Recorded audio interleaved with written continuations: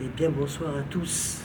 Ce soir, nous sommes le 31 mars 2026 et je suis à Paris, dans un des plus anciens centres téléphoniques automatiques de Paris. Je suis dans le centre téléphonique Paris Diderot. Alors, Paris Diderot est un centre téléphonique de très belle facture qui a été construit par un grand architecte d'ailleurs. Je crois que c'est Paul Gadet, si je ne dis pas de bêtises, j'ai pas révisé avant de venir. Et c'est un centre téléphonique qui a été conçu au début du XXe siècle disons qu'il a été conçu d'avance pour l'automatique. Mais il n'a pas commencé à écouler ses premiers appels en automatique, mais par contre en manuel. Donc le centre téléphonique Diderot a été mis en service en manuel le 19 février 1922. Ensuite, il a été automatisé en tant que centre de transit téléphonique de la zone de Paris à l'aide d'un autocommutateur Diderot-Rotary le 7 décembre 1929, donc Diderot CTRI, centre de transit Rotary, et qui fonctionna jusqu'au 17 décembre 1980, soit tout de même 51 ans. Plus tard, l'autocommutateur de transit Rotary sera secondé par un autocommutateur de transit Pentaconta, Diderot CTU2, à partir du 7 mai 1974, et qui sera arrêté le 30 janvier 1991. Donc ça fait déjà deux autocommutateurs de transit. Je suis un peu essoufflé parce que j'ai couru dans les dédales d'escalier, je vous dis pas, c'est très compliqué ici. Parce que c'est un centre téléphonique qui a ensuite bénéficié d'extensions, enfin bref, c'est un truc un peu dingo. Et évidemment, Diderot, c'est un grand centre téléphonique urbain qui a été mis en service avec un premier autocommutateur Rotary 7A1, le Rotary 7A1 Diderot, à partir du 11 janvier 1930. Celui-ci fonctionnera jusqu'au 23 août 1977. C'était le troisième autocommutateur Rotary de Paris. Il sera secondé assez rapidement par l'automatique Rotary 7A1 d'Orient à partir du 4 juillet 1936 et il sera mis fin aussi à ses fonctions le même jour, le 23 août 1977. Un peu plus tard, le 30 novembre 1957, viendra l'autocommutateur Rotary 7B1, donc nouvelle génération, Nation. Celui-ci fonctionnera jusqu'au 13 mai 1980. Mais évidemment, le progrès aidant, le centre accueillera 3 autocommutateurs Pentaconta électromécaniques, Pentaconta, Diderot 1 PC1 du 15 mars 65 au 25 septembre 85, puis Diderot 2 PC2 Pentaconta du 28 janvier 1971 au 17 mai 88, et enfin Diderot 3 PC3 en Pentaconta toujours, du 13 avril 77 au 7 avril 1994. Donc vraiment à la presque fin de l'électromécanique. La deadline était décembre 94. Et puis pour remplacer tout ce matériel, on a implanté 2 autocommutateurs MT25. Le premier, Diderot 4 ET1, à partir du 10 septembre 1985, retiré du service le 11 juin 2013. Ensuite, Diderot 5 ET2, MT25, du 15 mars 88 au 16 juin 2009. Et enfin, Diderot 6 ET3, en système E10B3, temporel donc évidemment, depuis le 16 juillet 1992. Et celui-ci est en cours d'arrêt au moment où je vous parle, le 31 mars 2026. C'est la date qui sera retenue dans les archives pour son arrêt. Donc, l'autocommutateur Diderot, construit donc entre 1920 et 1921, aura accueilli en tout 11 autocommutateurs téléphoniques, sans compter évidemment le ou les multiples manuels d'Hydro, etc., qu'il aura hébergé. Donc nous sommes dans la cour intérieure en fait. L'entrée est ici devant moi. Juste au-dessus, le répartiteur d'abonnés d'Hydro 1. C'est le répartiteur d'origine que j'avais déjà filmé. J'avais fait un film il y a quelques mois, l'an dernier, si je ne dis pas de bêtises. Ici, la cage d'escalier principale en colimaçon qui est magnifique. Là-haut, le répartiteur d'abonnés. Et si je ne dis pas de bêtises, voilà, là, au premier étage, l'autocommutateur d'Hydro Pentaconta. Pardon, qu'est-ce que je vous raconte moi? L'autocommutateur, ça aurait été trop beau. MT25 d'Hydro 4 T1 que nous allons aller passer voir en vitesse. Là, la cour intérieure qui est faite en mur, c'est à la fois du ciment armé, béton armé, briques armées, etc. avec des fers. Voilà. Il y a des lampes qui s'allument. Je ne sais pas si ici ça va s'allumer, oui. Donc lorsque nous entrons dans le centre, par le portique, nous découvrons donc dans ces centres construits avant-guerre, comme d'habitude, si j'ose dire, j'ai connu ça à Élysée, etc. Voilà, les morts pour la France, essentiellement en général durant la guerre de 40 ou l'occupation, bon, voilà. Donc nous voyons le nom de deux agents, enfin bon, chef de section, etc. Voilà, un déporté, un disparu en mer. Victor Baucher et Raoul Seurat.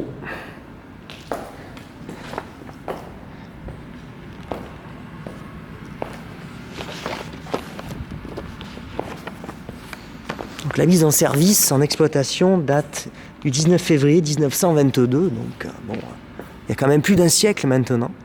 Vous voyez, c'est quand même pas rien dans la vie du téléphone français.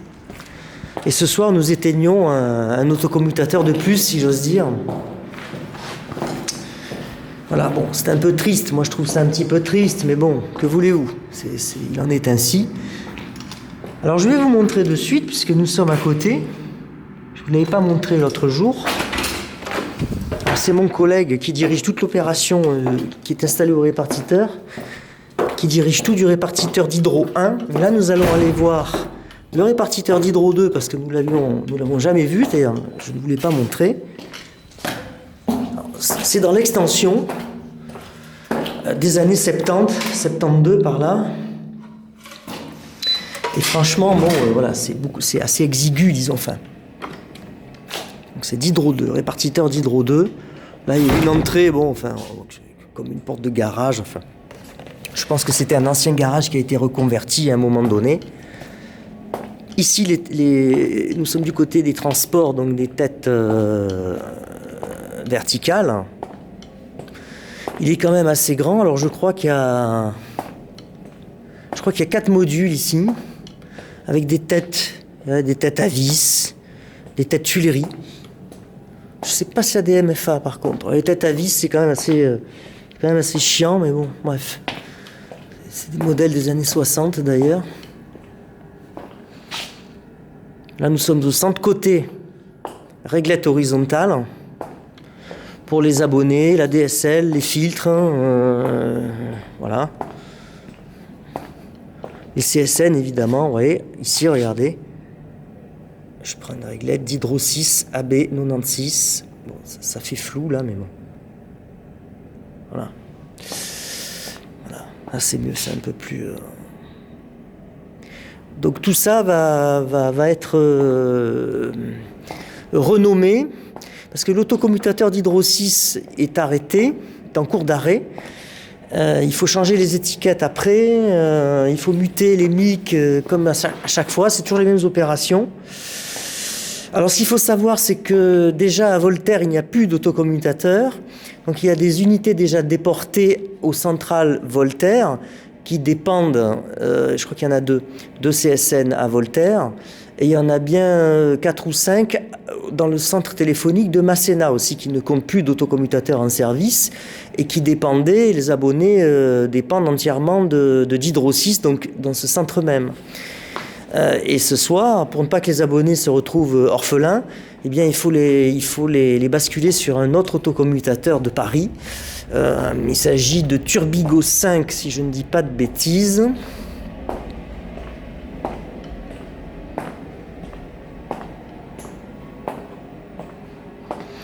Ici, nous sommes du côté répartiteur auxiliaire. Voilà, donc c'est quand même un répartiteur d'extension par rapport au premier qui avait été créé donc dans les années 1920. Voilà, celui-ci a été créé dans les années ou 70 ou 80, enfin bon, voilà, je ne sais pas.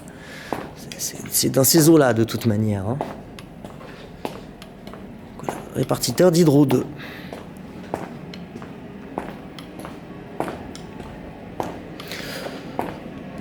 J'ai travaillé quelques samedis ici, c'est vrai que c'est assez... enfin, c'est pas le plus pratique, disons, pour y bosser. Hein. Ensuite, ce que nous allons faire, là, vous voyez, ce sont des cages d'escalier additionnelles, puisque nous sommes dans les extensions dites de Diderot 2. En fait, c'est subdivisé entre Diderot 2 et Diderot 3, mais bon, on peut considérer ça comme l'extension. Avec un dédale de couloirs, d'angles bizarres, c'est un vrai labyrinthe, hein, je vous dis pas. Surtout l'extension, parce que par contre, la partie originelle, elle est vraiment très, très bien conçue, très, très ordonnée. Bon, là, Diderot 2, on a racheté une parcelle qui s'est libérée plus tard. Et puis voilà, on a fait ce qu'on a pu. Puis c'est vrai que dans les années 70, bon, il y avait un petit peu de... Comment dirais-je on construisait un petit peu à l'arrache, quoi. On faisait des trucs bizarres.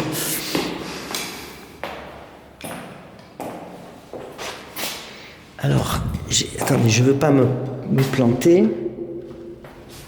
Oui, ici. Alors ici, bon, j'ai laissé volontairement allumé. Nous pénétrons dans ce qui fut l'autocommutateur MT25 Diderot 4 ET1.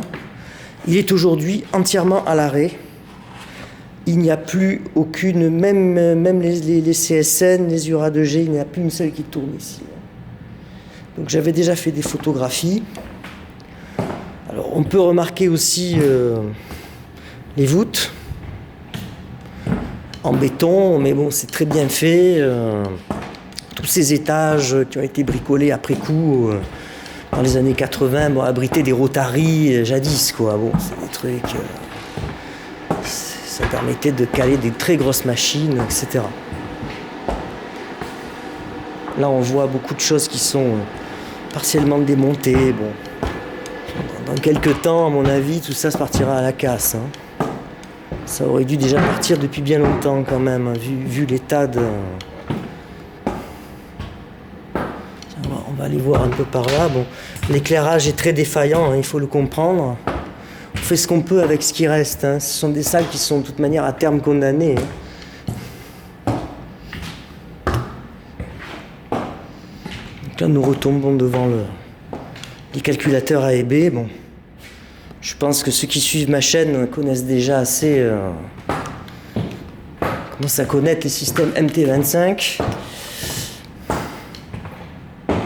Voilà la cour intérieure. Bon. Donc pendant que nous discutons, là, que je vous raconte un petit peu l'histoire du centre, que je vous montre, tout le monde s'affaire, que ce soit à Voltaire ou à Masséna ou à Diderot, à muter dans l'ordre défini déjà dans la planification à l'avance.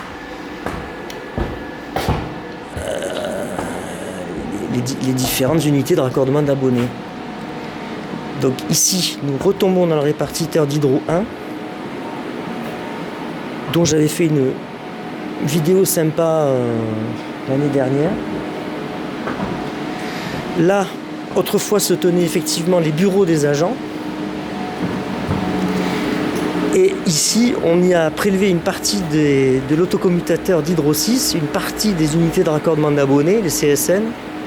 Et finalement, on les a fourgués ici, quoi, dans le coin du répartiteur. Voilà.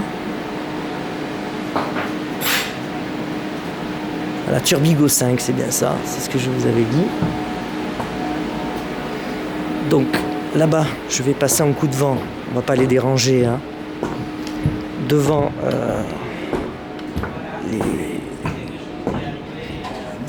devant mon collègue Monsieur Sau, il y a un assistant qui apprend. Monsieur Sau dirige les opérations, on va pas l'embêter.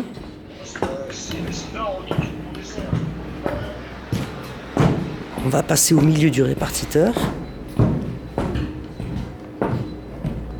D'Hydro 1, donc, c'est d'Hydro 1.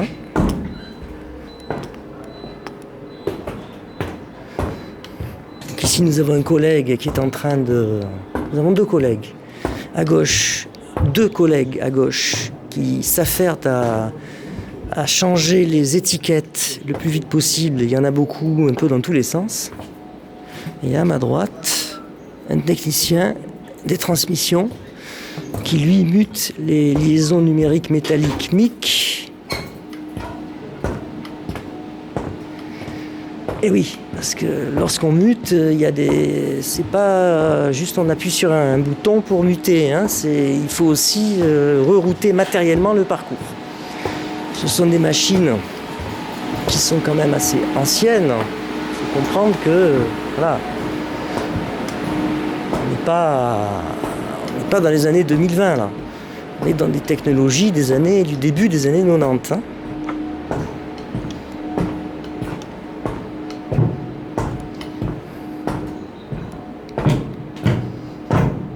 Nous allons aller voir la machine que nous sommes en train de mettre à mort.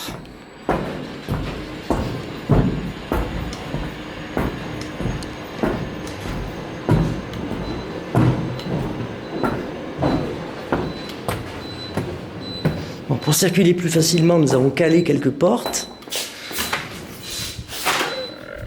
Donc il y a des petites alarmes, mais c'est pas grave. Voilà, là c'est automatique.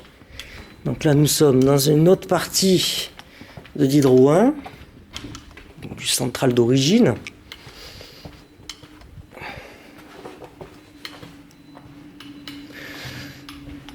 Et nous nous apprêtons à changer de bâtiment comme tout à l'heure et d'aller dans d'Hydro 2. Regardez. Alors là, d'Hydro 6, ET3 en réalité, E10B3 c'est son système, il est ici.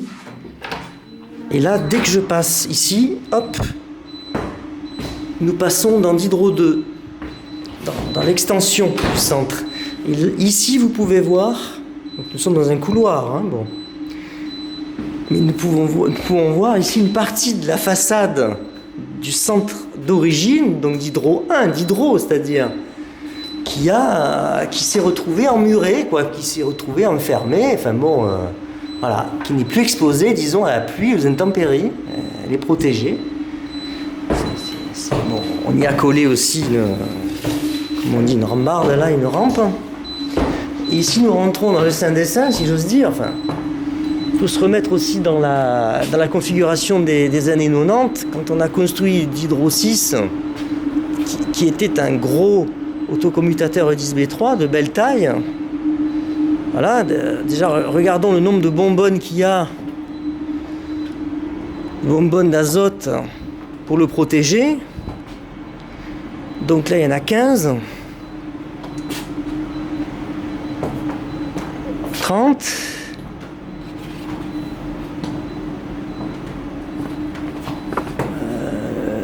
4 x 3, 12 et 11, donc 41, plus 9, 50. Il y a 50 bonbonnes quand même. Hein.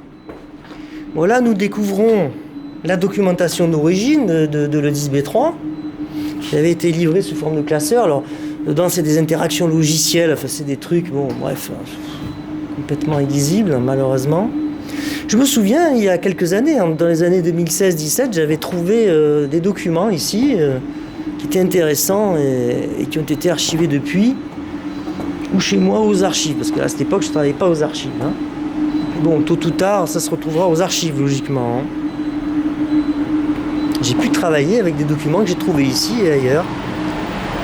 Ici, nous rentrons dans la salle de l'autocommutateur.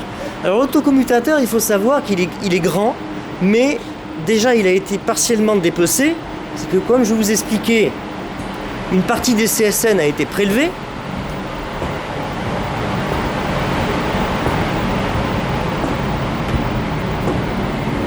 Puisqu'ici, tout était plein. Là, il y avait plusieurs travées de CSN. Il y en avait une, on peut le voir avec la crasse. Hein. 1, 2, 3, 4, 5. En bas, j'ai pas compté s'il y en a 4 ou 5. Mais bon, voilà, on voit bien la trace, disons, les traces au sol.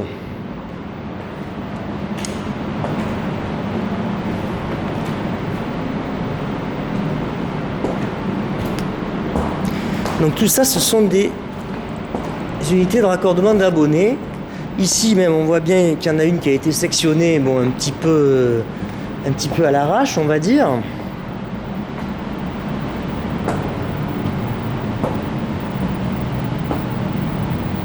C'est que des unités de raccordement d'abonnés. Diderot a une grosse capacité. Lorsqu'à l'époque, il y avait beaucoup d'abonnés, etc. dans Paris. Mais là, Diderot, c'est quand même c'est du balèze. Hein. Ici, ce sont encore des unités de raccordement d'abonnés. Dans l'autre sens, hein, ils ont fait comme ils ont pu. Vous avez au milieu des armoires électriques aussi. Bon, là, il y a des interrupteurs qui sont endommagés, ce qui fait qu'on ne peut plus allumer certaines rampes. Hein. Bon, on est obligé de se débrouiller. Là, vous avez un morceau qui a été démonté, qui a été laissé comme ça à l'arrache. Bon, bref, bon. Alors, on se rapproche ici des organes nobles. Donc là, ce sont encore des CSN, des unités de raccordement d'abonnés, alors qui sont locales pour encore quelques minutes. Et je crois qu'on a déjà commencé à muter le premier CSN de Diderot 6 qui est situé dans Diderot, parce qu'il ne faut pas oublier qu'il y a des CSN distants déjà. Donc du coup, si vous voulez, la machine, elle est vraiment énorme. Hein. Et là, nous sommes dans les organes nobles ici, à partir d'ici, là, de cette travée. Donc nous voyons là SMX, je vais vous montrer le mieux possible, mais c'est pas évident, là, avec le sous-éclairage SMX, SMT. Là, on a un néon, on a de la chance. Là, c'est les Saints des Saints, ce sont les SMM, donc station de maintenance. Voilà. Donc vous savez, quand je fais mes reportages, quand je fais les reportages photos, j'essaye toujours de montrer, de photographier la baie des deux stations de maintenance. Donc c'est l'organe dupliqué qui contrôle le fonctionnement général de la machine. Ça, en cas de problème, bon, il y a même la machine parlante dedans. Bon, écoutez, tant mieux. D'origine, se situaient ici les dérouleurs de bande magnétique qui n'existent plus, il n'y a plus rien. Voilà. On a remplacé par un système de modem et de liaison numérique afin que l'autocommutateur puisse envoyer ses résultats dans des services situés je ne sais pas où en France. Voilà. Il y a quand même beaucoup de travées, de taille normale et de taille plus longue que la normale. Enfin, c'est quand même assez... c'est quand même assez balèze. Hein. Diderot 6, on arrête une machine... Alors à l'origine, on devait arrêter cette machine parce que à l'origine, le centre, paraît-il, devait être vendu, je sais pas trop quoi. Et puis finalement, après, ça s'est plus vendu. Mais l'opération d'arrêt étant programmée, voilà, bon, ben, il a été décidé de continuer, d'aller jusqu'au bout. Voilà. Alors ici, nous sommes dans une pièce où il y avait tout l'environnement technique, les gens qui s'occupaient de la climatisation, des chaufferies, des groupes électrogènes, l'électricité. J'ai connu cette pièce qui était beaucoup plus pleine, où il y avait d'ailleurs des documents très intéressants et très émouvants d'ailleurs. Je me souviens que j'avais lu avec attention et qui m'avait d'ailleurs donné des indications, certaines dates d'arrêt, etc., d'événements, qui m'avaient permis de retrouver des choses intéressantes. Bon, cette pièce ici n'entre pas du tout dans ce qui se passe cette soirée. C'est vraiment parce qu'on est à côté que, je me permets de vous la montrer, mais elle est désaffectée.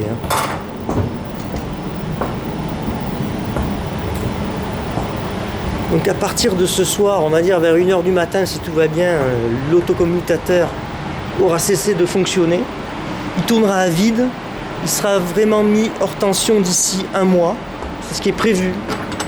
Mais de toute manière, plus rien à partir de ce soir, plus rien ne va transiter par lui. On est en train de lui couper toutes ses terminaisons, si j'ose dire.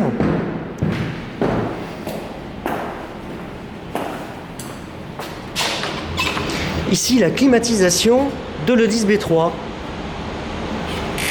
qui, si elle ne contrôle que le 10B3, à mon avis, sera assez rapidement arrêtée. Il y a beaucoup d'unités Peut-être qu'elle contrôle aussi d'autres machines. Enfin, je sais pas, peut-être qu'on s'en sert pour climatiser autre chose, des bureaux, je ne sais pas.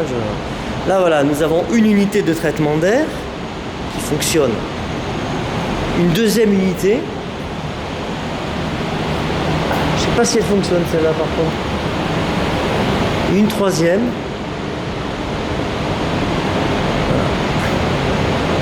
Là, vous avez tout le système d'entrée, l'air froid, l'air réinjecté, l'air recyclé.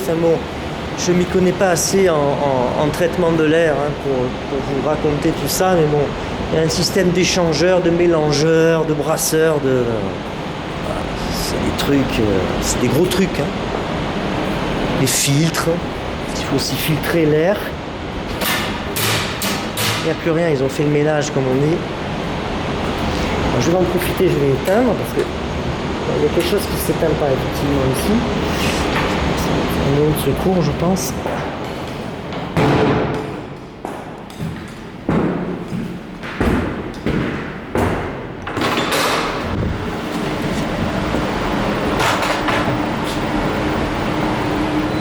Alors je vous dirais qu'il y a aussi une salle des transmissions qui se situe dans les entrailles de l'extension d'Hydro 2. Ça, c'est toujours marrant de voir ces choses-là. Ces façades là comme ça, emmurées. Tiens, on va passer par ici là, on va changer un petit peu là. Il y a tellement de cages d'escalier ici que nous n'avons que l'embarras du choix. Si ça veut bien s'allumer, ça ne veut plus s'allumer ici. Là, ça s'allume. Là, on est de retour au MT25. Donc, je vais descendre. Je crois qu'on peut y aller. Ah, voilà. Parce que c'est automatisé, c'est pour ça.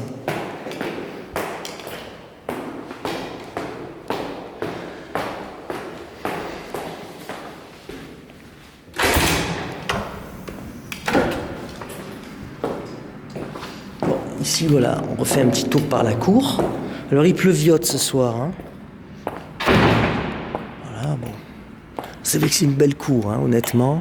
J'avais eu la chance de pouvoir prendre des photographies aussi de toute cette cour et à partir de la terrasse. J'avais eu un accès.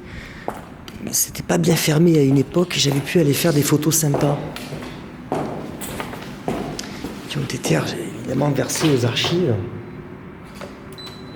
Alors là, nous allons repasser par là, c'est le plus simple. Donc nous revenons là où, à notre gauche, se situe le répartiteur d'Hydro 2.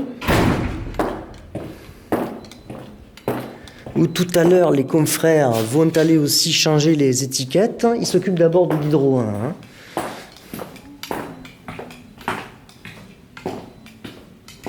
Alors, ce qu'il faut savoir aussi, c'est que comme il n'y a que 2 CSN à basculer à Voltaire, dès que c'est fini, ils viennent en fait. Ils viennent ici, Et puis à la fin de la soirée, si tout s'est bien passé, ils viendront, ils boiront avec nous le pot de l'amitié. Voilà, on boira le champomis ensemble. Je rigole, bien sûr. Alors, vous voyez que pour la trouver, cette salle de transmission, honnêtement, c'est le labyrinthe. Hein, de manière, c'est les années 70 ici, là, regardez les décors, c'est l'époque Pompidou, voilà, c'est l'époque Pompidou, là, ici, là, c'est vraiment le truc avec des formes complètement bizarroïdes, bon, des trucs tout à fait rationnels, si j'ose dire. Bon, après, il faut comprendre, hein, ils avaient des parcelles avec des formes bizarres, bon, ils se sont débrouillés à l'époque comme ils pouvaient, hein. Alors, voilà, la salle des transmissions dite numéro 3. Parce que bon, il y a des salles qui ont disparu entre-temps, donc la salle des transmissions, elle est ici. Tout à l'heure, le collègue qu'on a vu tout à l'heure à Diderot, de temps en temps, il vient ici aussi, il a des choses à faire ici. Donc ça, c'est une salle des transmissions de belle taille, mais assez classique. Ce sera sur YouTube. Donc les collègues sont ici, ils sont en train de muter les mics. Voilà, nous retrouvons le technicien des transmissions qui était tout à l'heure là-haut à Diderot 1. Je l'ai vu tout à l'heure et je le retrouve ici, tu vois. Mais ce qui est tout à fait logique, hein, bon... Voilà, donc là, ici c'est un peu exigu, bon, enfin vous savez, on essaye de tasser le matériel, bon, on va pas les déranger plus. Je montre un peu la perspective aussi de la salle, hein, les gens connaissent pas tout ça. Tu sais, ils s'imaginent le téléphone, on décroche une petite merde, mais c'est ça, les gens ne se rendent pas compte. Et alors moi qui en suis ce soir même à mon 880e reportage, bon, j'ai fait aussi quelques boutiques, j'ai fait quelques trucs, si tu veux, à part les centres, mais l'essentiel, ce que j'ai fait, c'est des centres. Donc bon, j'en ai même peut-être vu plus que vous, même si je ne sais pas, moi. C'est vrai que moi, je ne sais pas m'occuper de ces choses-là, mais je m'arrêtais aux jarretières, moi, tu sais, bon. Et donc, mais j'en ai vu plus que eux, c'est ça qui est paradoxal. Donc là, nous avons une salle des transmissions, si vous voulez, où cohabitent des tas de technologies, dont à droite, tout ça c'est en train de mourir. À gauche, voilà, jonction optique qui existe depuis 15-20 ans, tout de même. J'ai vu les premières arriver comme ça dans les années style 2005, par là. Je me souviens, pour autant. Donc je n'ai pas pris cet escalier-là pour venir, tu vois. Celui-là, je le connais pas. Voilà.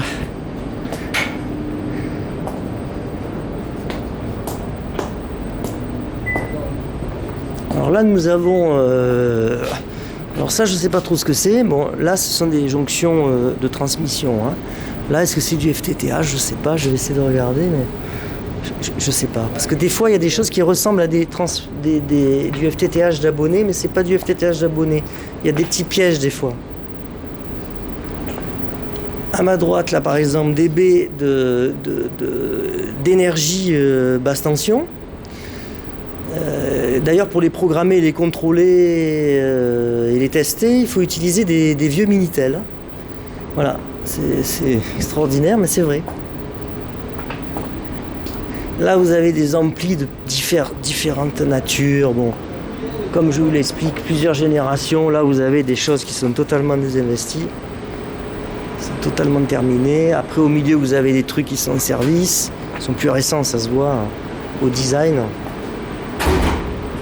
Là, encore un répartiteur de jonction numérique, suivant ce qu'il y a eu. Bon. Là, devant moi, une unité de traitement d'air, encore une. C'est la climatisation en réalité. Parce que c'est toujours pareil, si on ne climatise pas, si vous voulez, ce sont des équipements qui sont enfermés dans des locaux, alors ici même souterrains, en béton, armé, et à un moment donné, si on ne climatise pas, les thermies s'accumulent, ça s'accumule, ça chauffe, et on se retrouve vite à 45, voire 48, 50 degrés. Et là, vous comprenez que le matériel, il ne tient pas le choc. Le matériel, il grille, quoi.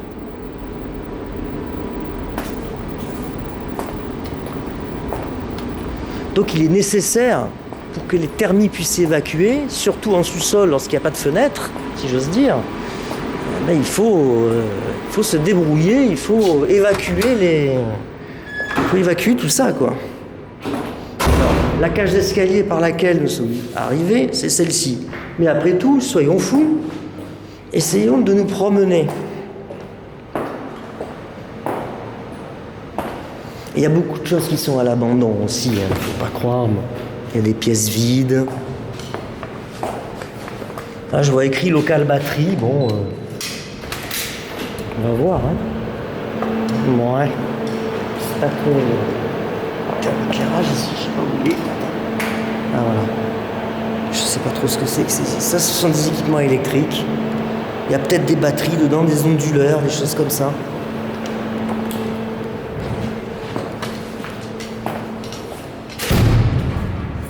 Ça c'est fermé, je crois que c'est la même pièce.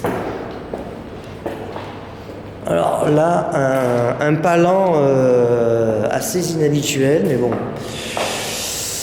Voilà, c'est pour pouvoir passer des gros équipements lourds. Donc vous voyez, attendez, je vous montre, on le voit mieux. Le palan, voilà.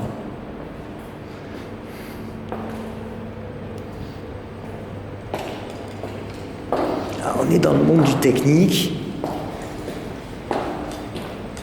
Là, finalement, on est quelque chose dans un centre qui a mon âge. Ici, c'est fermé. Ici, c'est fermé. Donc, de toute manière, nous allons retourner d'où nous sommes venus. Parce que voilà, le problème, c'est ça. C'est que s'il y a une porte fermée, non badgée, eh bien, on se retrouve un petit peu coinsouillé, quoi.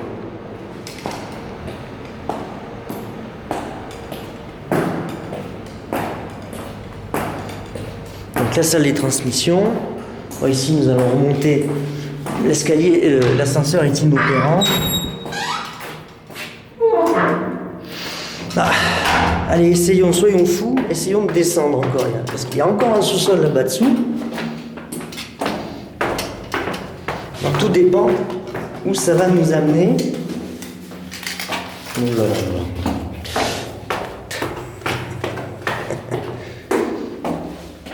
Je veux dire, moi-même, j'avais fait il y a plusieurs années ce centre téléphonique et j'avais loupé une partie des sous-sols. Parce qu'il y a des sous-sols, des parties non jointives, c'est assez compliqué. Et donc, voilà, quoi, c'est quand même un peu... c'est particulier, quoi. Et avec tous ces tournants, ces angles à 45 degrés, à 30 degrés, enfin, à moins d'être ultra doué et d'avoir fait les écoles d'espionnage, qu'un individu à peu près normal, disons pas trop abruti, mais juste ce qu'il faut, comme moi, on se retrouve plus, on n'a plus l'orientation. Ici, une belle cuve à fioul qui est ouverte, ça devrait être fermé d'ailleurs, mais bon. Moi, je ne m'occupe pas de ces affaires-là. Si c'est ouvert, il y a peut-être une raison aussi, un problème. Local GSM, il n'y a pas grand-chose là-dedans, j'ai déjà vu, c'est pas du tout...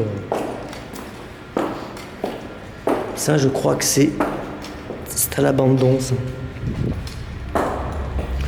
J'espère qu'on va pouvoir trouver un groupe électrogène, tiens donc. Soyons fous. Soyons fous. Oui, il y a un groupe électrogène. Alors, oui, je l'ai photographié celui-là, je me souviens. Un beau groupe électrogène quand même. Il n'y en a qu'un. Ça, c'est la cuve journalière. Alors, elle est de 500 litres. D'habitude, c'est 300 litres. Voilà, elle est plus balèze quand même.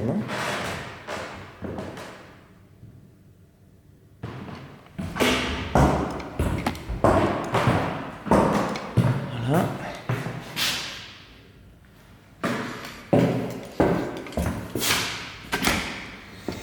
C'est ce qui compose la chaîne aussi, parce qu'il faut un groupe électrogène. Surtout dès qu'on a un autocommutateur téléphonique, c'est une nécessité d'avoir un groupe électrogène, parce que sinon, à la moindre panne, bon, vous mettez des batteries, ça tient un quart d'heure, moi j'en sais rien, puis en plus d'hydro, vous avez vu la taille, donc la consommation, elle doit être abominable, quoi. Enfin bon, c'est quand même dégroupage ici, tiens, bon. Les opérateurs tiers, tout ça, bon.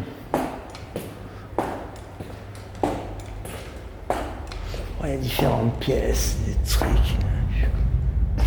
Là, ce qu'on a entendu, c'est le métropolitain. Voilà.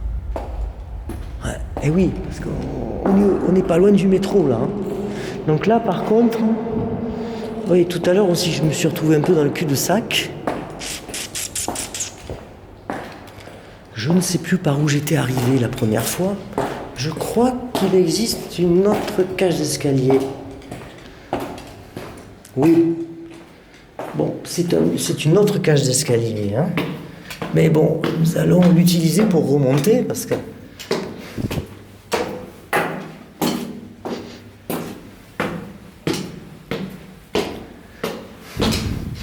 il y avait quoi? Des douches, non?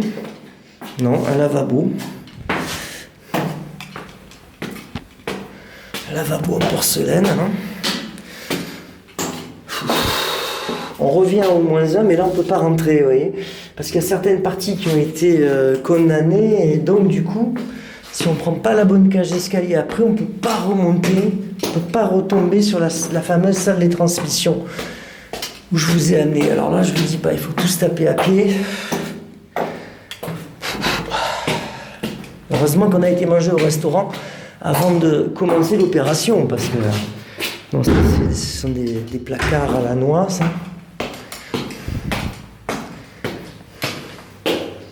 Tiens, là c'est le répartiteur d'Hydro 2, donc celui d'extension, mais on ne peut pas rentrer par là, c'est fait exprès, c'est juste une porte de sortie.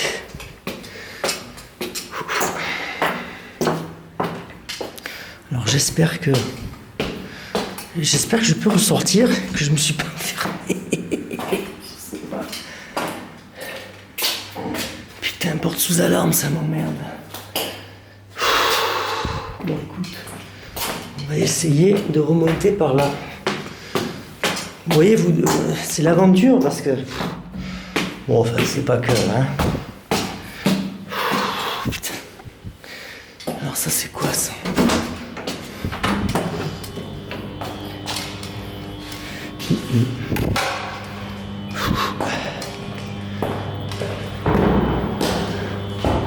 D'Hydro 6, 10 B3. Oui, mais c'est encore une porte de secours. Donc, oui.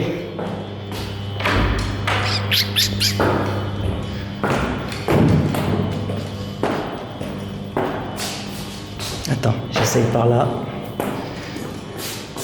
C'est jamais. Ah, voilà. Attends, il va bien y avoir une cage d'escalier ici.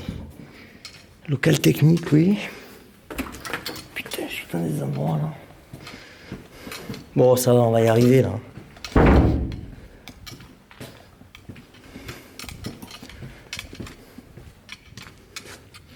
Je suis au premier étage, voilà, là vous avez des bureaux qui ont été...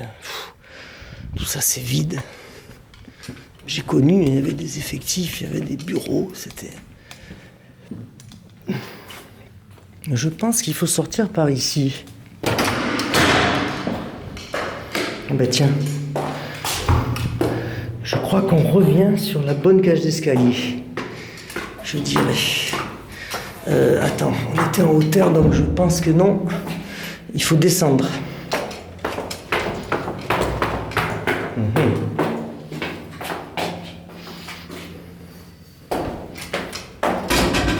On va voir, hein.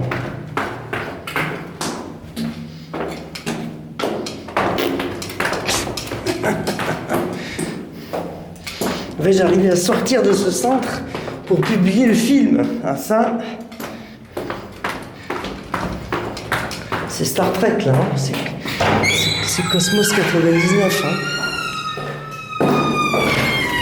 Oui, voilà, c'est bon. Voilà. On a retrouvé la bonne cage d'escalier, c'est bon.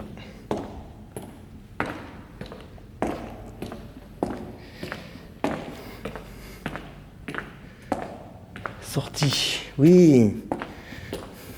Là, il y avait une salle de réunion, je me souviens. Oh, c'est fermé. C'était la belle salle. Wow, luxe, tout ça. C'était... Je me souviens de ça. Il y avait eu quelques réunions ici. C'était... Ils ont tout fermé, hein. Les gredins. Voilà, là, le répartiteur à ma droite. Là, on ressort d'Hydro 2.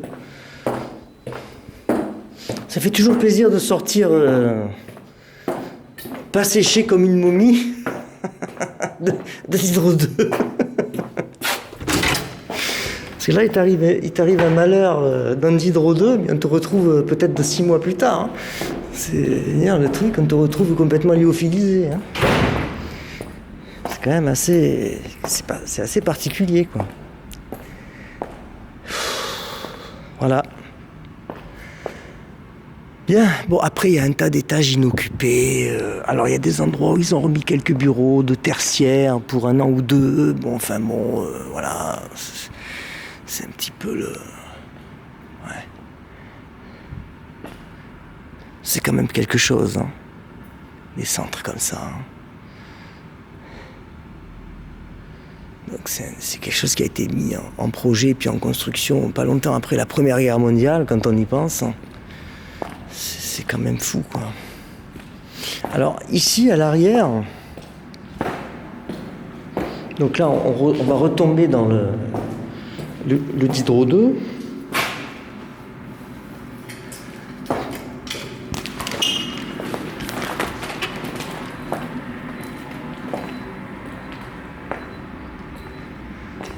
Là, c'est une ancienne salle de transmission qui est désaffectée. Se tenait la publiphonie, là. Voilà. Diderot, il y avait beaucoup de cabines dans le coin. Parce qu'on ne peut pas y rentrer directement par là. Il faut passer par le répartiteur numéro 2 pour y accéder. On va y aller, tiens. Et là, il y a une cour intérieure où on devine. Voilà, ça, c'est un logement qui n'a pas été détruit. Il y a une habitation. On devine la partie. Bon, là, on voit le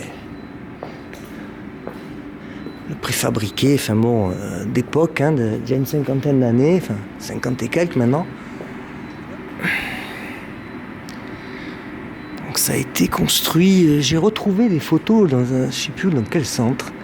Il y avait des photos où on voyait justement des photos datées de l'avancement des travaux en 72.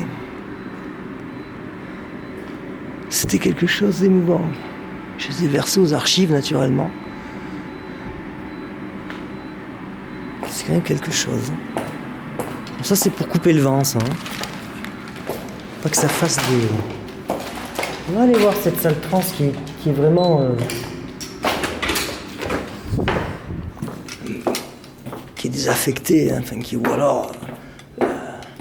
pas loin de l'être, hein, quoi. Comme je disais tout à l'heure à mes collègues techniciens, là, techniciens supérieurs, c'est vrai que c'est quand même... le téléphone, c'est pas un petit truc. Hein.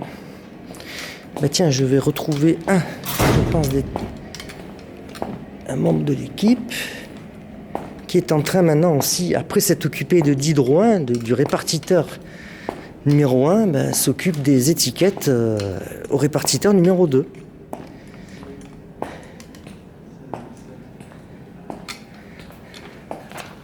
Je vais tourner à gauche. Alors, on va pas le déranger. Parce qu'il faut être très concentré sur les étiquettes. Parce que si tu imagines, tu te trompes, les dégâts que ça fait après, les gens, on croit que si tu es sur une position, on n'est pas sur la bonne position. Donc on n'a pas le droit à l'erreur. Hein. Sinon, bonjour les dégâts, quoi. Hein. Voilà, là, la vieille salle des transmissions. Bon, là, vous voyez, il n'y a plus de cartes. C'est vraiment... c'est la misère complète. Là, il y avait des amplis répéteurs à impédance négative, si je ne me trompe pas. Technologie des années 60-70. Des vieux châssis qui sont très, très désossés. Là, alors ici, c'était un meuble pour les Putain, même ça, ils l'ont désossé. Pour les... Comment on appelait ça là, les audiphones, voilà. Donc les audiphones, c'était les diffuseurs de messages vocaux au début. Mais quand c'est arrivé ça, dans les années, je crois, 83, si je dis pas de bêtises, le service audiphone, c'était un super truc, super progrès, quoi. C'était vraiment... Voilà, et maintenant, c'est un squelette, quoi. C'est un squelette. Voilà, même là, ils ont même tout sorti, les cartes. Hein. Jusqu'au jour où ils vont carrément emporter les bâtis. Alors ça, c'est des bâtis ultra costauds. Alors ça, on peut faire des étagères pour... dommage qu'il se trouve là au milieu. Mais sinon, tu fais des étagères pour les disques qui sont immuables. Voilà. Voilà, vous avez des cartes. Mais ça, je vous dis, c'est une salle qui est entièrement à l'abandon. Hein. Tout est vraiment... c'est en cours de démontage. Voilà, l'unité de traitement d'air qui est à l'arrêt, là. Du moment que les équipements de transmission sont à l'arrêt, il n'y a plus besoin de climatiser. Il n'y a plus d'émission de chaleur. Là, vous avez la grosse travée, alors qui a été entièrement vidée de ses cartes, mais on reconnaît les URP, les unités de raccordement de Publiphone. Je me souviens que je les ai eues prises peu après leur arrêt en 2017. Je crois qu'on en a trouvé 2-3 photos. J'avais prises à l'arrache à l'époque sur mon site publiphonie.fr. Donc tout ça, c'est beaucoup. Hein. C'est l'endroit où j'ai vu le plus d'unités de raccordement de Publiphone, de cabines téléphoniques. C'est le plus gros site que j'ai vu de toute ma vie, quoi, hein, de toute ma carrière. Là, vous avez d'ailleurs des unités de raccordement de Publiphone, mais de 3e génération, c'est les plus récentes. C'est les derniers, vous savez, les Publiphones qui sont bleuâtres, là, gris bleuâtre, à carte, évidemment, naturellement. Mais il y en a un là-bas au fond, on va aller le voir. Là, c'est le répartiteur de Publiphonie avec des renvois. Alors, il y a des trucs qui partent au répartiteur, d'autres pas. Enfin bon, voilà, vous avez des équipements particuliers, les multiplexeurs SPAN, le transveil, c'était les téléalarmes, ça, pour les banques, etc. Tout ça, ça a été arrêté. Là, vous avez, voilà, Publiphone 3e et ultime génération. Il n'y aura pas de 4e génération. Qui m'aurait dit il y a 15 ou 20 ans que je verrais la fin des cabines téléphoniques, moi-même je n'y aurais jamais cru. Et pourtant, voilà, et pourtant c'est arrivé. Ah, ici il y avait une armoire je me souviens de matériel par là.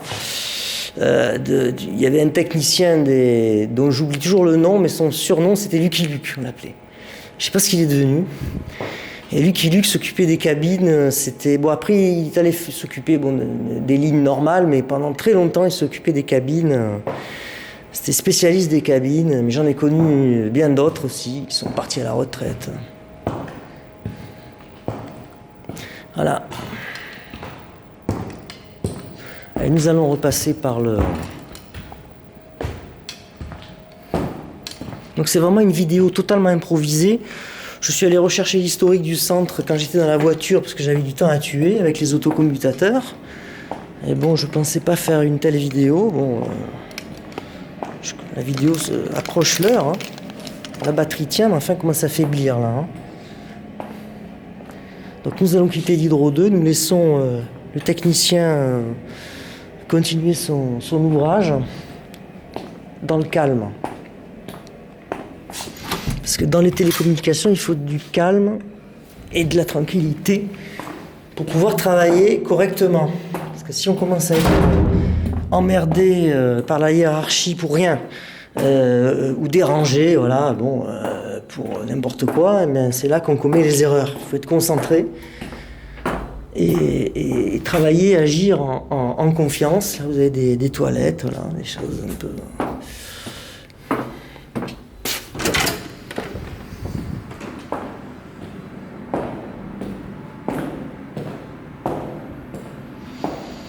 Bon. Je vais remonter au répartiteur, au premier étage.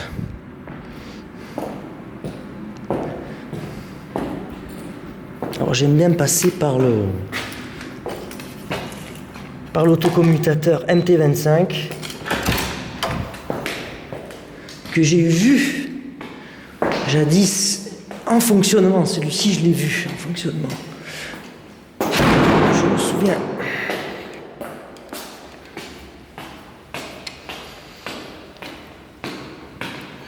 Après, au-delà du premier étage, il n'y a plus de technique depuis très longtemps. C'est tout vide, ou alors, voilà, il y a des trucs. Tiens, voilà, ici, voilà, un petit Hydro 4. Il y avait une climatisation pour le MT25 d'Hydro 4. Alors, d'Hydro 5 était au dernier étage, était de plus petite taille, bien plus petit. Et il a été arrêté donc en 2009. Alors, je l'ai vu, moi, je l'ai entrevu, mais dans les années 2012 par là. 2010-2012, pour faire venir des effectifs, eh ben ils l'ont cassé. Pour des effectifs qui ne sont pas restés très longtemps en plus. Donc visiblement ici, il y a quelque chose qui tourne encore. Tout n'est pas à l'arrêt. Parce que bon, si autrefois, évidemment, elle était utilisée pour le MT25, je pense qu'elle doit servir aussi pour conditionner l'air du centre, pour les bureaux peut-être. Bon, c'est ce que je me pense, disons. Voilà.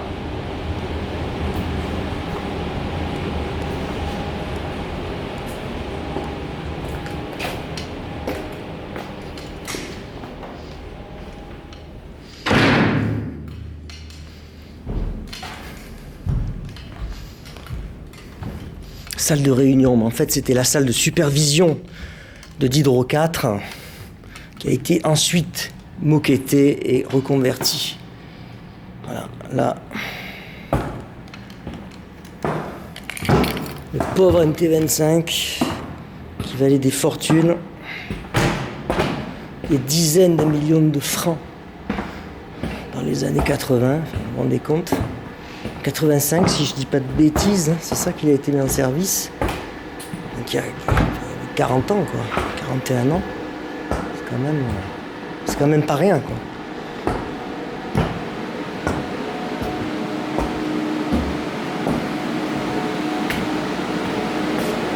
Ici on a mis 3 travées.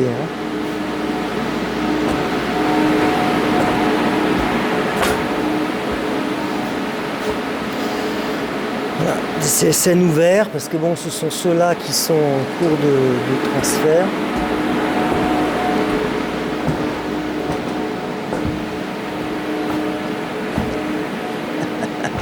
Il y a des duplicata, tu sais, qui se trimballent, et c'est bizarre, hein, des duplicata, tu vois, c'est drôle. Hein.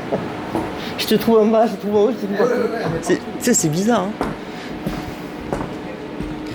Donc toujours Monsieur Sceaux qui est à la manœuvre au téléphone avec des services qui sont répartis dans toute la France. Alors sachant que si je ne dis pas de bêtises, vers minuit en fait. Vers minuit se tient une grosse opération. C'est pas encore, ça va pas tarder donc. Ouais. À minuit en fait on transfère ce qu'on appelle les acheminements. C'est-à-dire qu'on donne l'ordre à tous les autocommutateurs de France, à tout le réseau téléphonique, de rerouter les appels vers les indicatifs actuellement acheminés par d'Hydro 6 vers Turbigo 5. Donc c'est à minuit que ça se fait. Et voilà, on fait à peu près ça au moment du 2/3 de l'opération. Parce qu'en ce moment, les abonnés, il y a des abonnés qui sont coupés en fait. Voilà, qui peuvent être coupés pendant... En général, on essaye de faire en sorte qu'ils ne soient pas coupés plus d'une demi-heure. Voilà. Donc, on fait ce qu'on peut. En général, c'est ce qui se passe. Bon, parfois, il peut y avoir des CSN récalcitrants à cause d'une carte ou d'une alimentation qui, au bout de 30 ou 40 ans, ne veut pas se remettre en route, se réinitialiser. Donc là, parfois, oui, il faut changer des cartes, il faut trouver la carte en panne, etc. On avait eu le cas, je sais plus, je crois que c'était à GMAP, enfin bon, il y avait des petits phénomènes particuliers, quoi. Donc bon, nous allons bientôt nous séparer. Regardez bien ces images parce que tout ça, c'est déjà disparu, quoi. C'est un système qui est zombie, en fait. Voilà, vous voyez des choses, mais ça n'existe déjà plus en réalité, c'est la queue de la comète.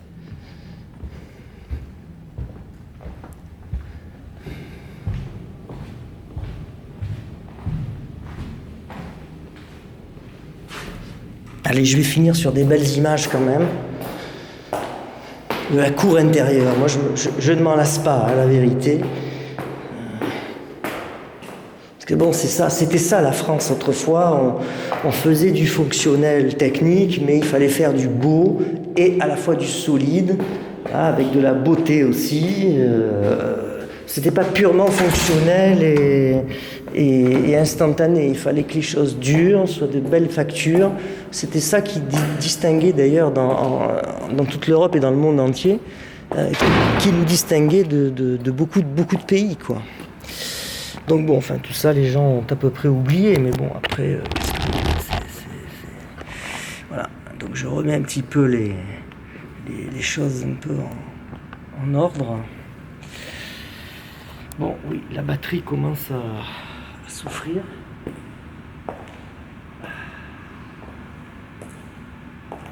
Plusieurs accessoires, enfin bon, tout à fait supportable. J'espère que vous aurez aimé cette promenade technologique historique dans l'histoire du téléphone français, parce qu'ici vraiment on est dans les 4 premiers centraux téléphoniques automatiques prévus pour ça, même si, comme je vous l'expliquais, Diderot a commencé à titre transitoire en manuel. Et bon, la beauté se suffit à elle-même, voilà, il n'y a rien d'autre à dire.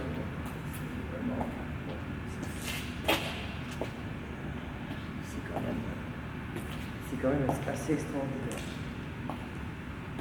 Donc je vous dis à tantôt, je vais rejoindre mes confrères, continuer à prendre encore quelques photographies et pour illustrer les différentes étapes de basculage, etc. de l'autocommande.